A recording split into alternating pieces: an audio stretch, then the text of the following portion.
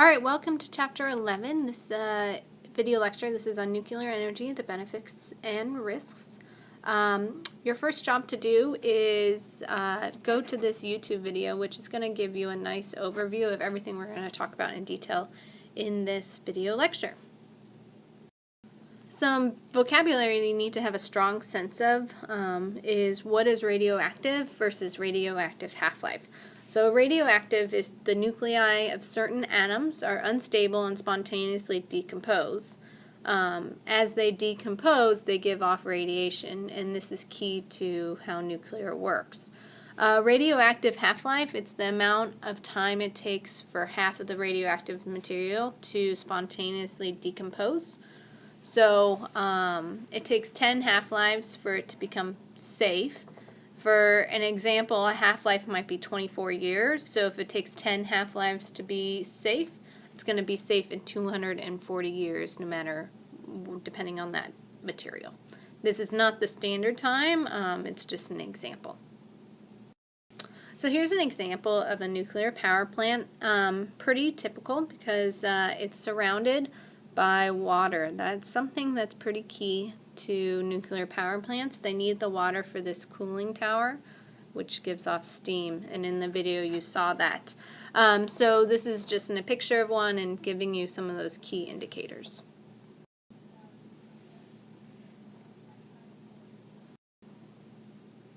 We have the nuclear fission and nuclear chain reaction.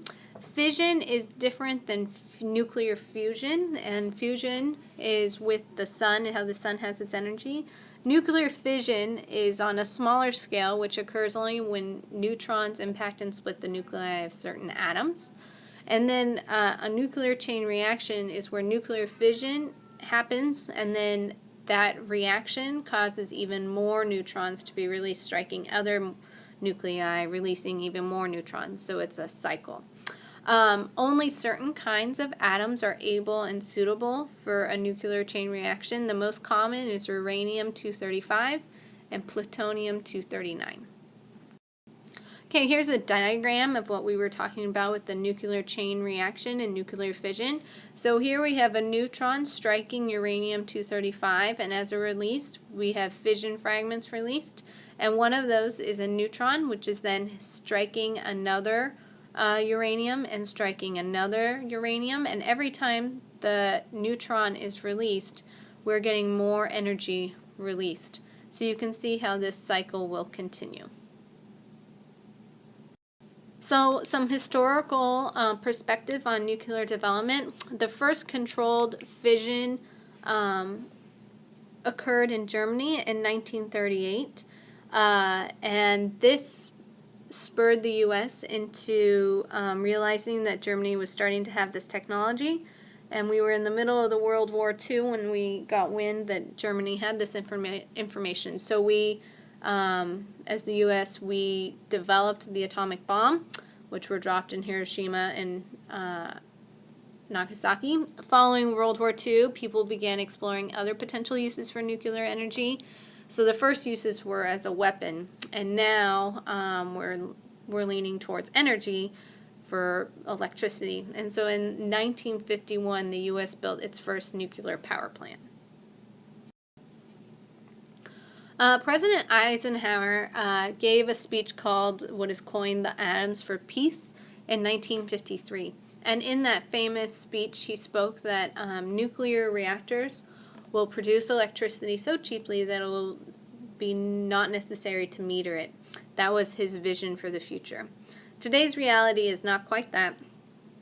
Instead, we have the pro side of nuclear, which is it does not emit CO2 in this time of climate change and global temperatures warming, and that CO2 just hiking up along with temperature. This is a huge bonus. It also reduces the dependency on foreign oil for electricity production, those OPEC countries. The con is that accidents has caused worldwide concern. Most new construction projects have been stopped. It creates thermal pollution, no storage solution for high-level radioactive waste, and can create a nuclear weapon grade fuel. So although the cons are pretty severe, many experts predict the rebirth due to pressure for clean energy, so that nuclear will take off again.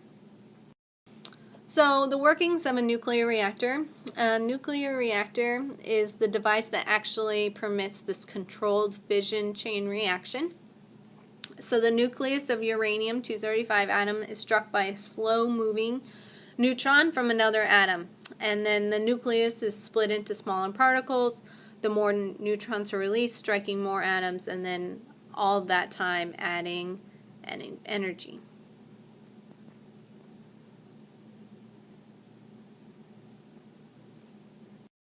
So to continue this conversation around controlling the reaction, we have things that are called fuel rods. An example of that would be, again, that uranium-235 or plutonium-239. And then we surround those fuel rods with control rods, which are made of non-fusionable, so not reacting material, such as boron or graphite, and are lowered into the reactor to absorb some of those neutrons. So we don't just have a reaction going all the time, it is actually in fact controlled. And then a moderator is a solution in the reactor that absorbs the energy, slowing the neutrons again and enabling them to split the nuclei of other atoms more efficiently. So the workings of a nuclear reactor, the nuclear reactor produces heat, which is key. That is how we get steam. So by having the energy, we get heat, and then that converts the water to steam, and then the steam turns the turbine just like in oil and in gas, and that generates the electricity. So it's not the splitting of the atoms that generates the electricity, it's the turning of the turbine. There are different types of reactors. There's a light water reactor, and that's currently 90% of the current reactors, and it's a pressurized water reaction. Here we have the pressurized water reactor, and the reason it's pressurized is because this water, is all under pressure. Here's the control pressure tank, so we can add more pressure or alleviate pressure, and this is like a bladder or a balloon that fills up and decreases, so that's how we increase and decrease the pressure. This water here is contaminated with radioactivity, so this is important that it does not get in the steam. That's really, really important. So that's why we have this nice enclosed system.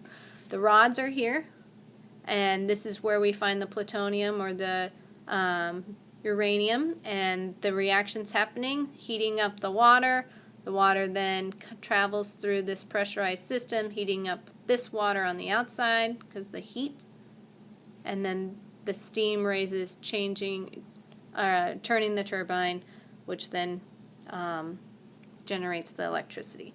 And then if we need to cool down this water, there's a cooling system here. Here's a great website animation that if you would like to check this out as well, this is another great resource. As of 2013, there were 100 commercial generating units in the United States. 65 of these are categorized as pressure water reactors, which is what you just saw, and 35 of these units are boiling water reactors. The United States has the most nuclear capacity out of any nation, yet no new commercial reactors have come online since May 1996.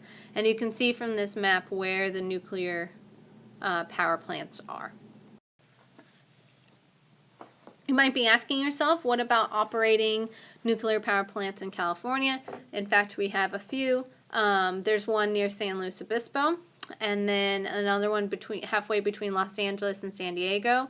That one closed in 2013. Before it closed, both of them were using ocean water for cooling.